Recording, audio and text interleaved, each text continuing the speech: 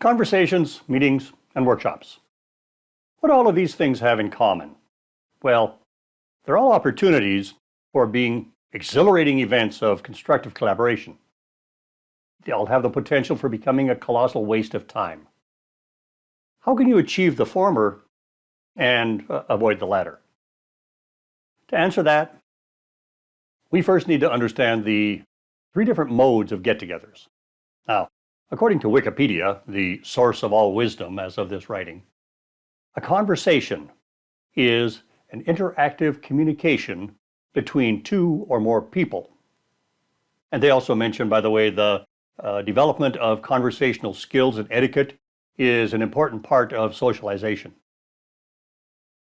A meeting is when two or more people come together to discuss one or more topics, often in a formal or business setting. And meetings also occur in a variety of other environments. Wikipedia also states that a lot of various different types of meetings exist. A workshop, amongst other things, is a meeting in which groups apply methods for creative problem solving. Now, given those definitions, in this course we often use the term collaborative get-together to refer to any of the three. Aren't you glad we clarified that?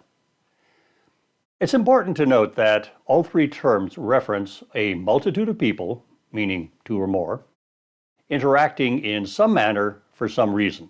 So, if your get-togethers were musical renditions, would they be worth attending? Bad meetings would sound like a group of unskilled musicians playing a bunch of different instruments, each striving to be louder than the others, and probably none playing the same tune. An exhilarating and a productive meeting would sound a lot more like a symphony played by a group of skilled musicians under the direction of a skilled conductor. Now, this analogy is not really a stretch. For a meeting of any size to deliver exceptional results requires talented individuals working in concert. Even a one-on-one conversation can fail if there's discourse. As the group size grows, the need for some member to have some unifying set of skills that allows each member to blend their contribution to enhance the overall performance. Now, in a collaborative get-together, that role is the facilitator. The key takeaway is that facilitator is a role, not a job title. And in a collaborative conversation, that role transitions to different participants constantly. This transition has to be seamless. Although a lot of the topics we're going to cover are generic to any type of collaboration, we're going to present them in the context of get-togethers targeted specifically toward defining future digital solutions for your organization. Determining the features, user stories, and requirements for a proposed solution that, obviously in today's world, includes software, requires collaborative conversations. Now that we have that out of the way, let's address the real elephant in the room, the real challenge, meaning how to increase the number of amazingly productive get-togethers while eliminating, or at the very least minimizing, waste. In the following sections and lectures, we're going to present a lot of methods, which are mindsets, techniques, things that will help you get more out of your interactions by any name.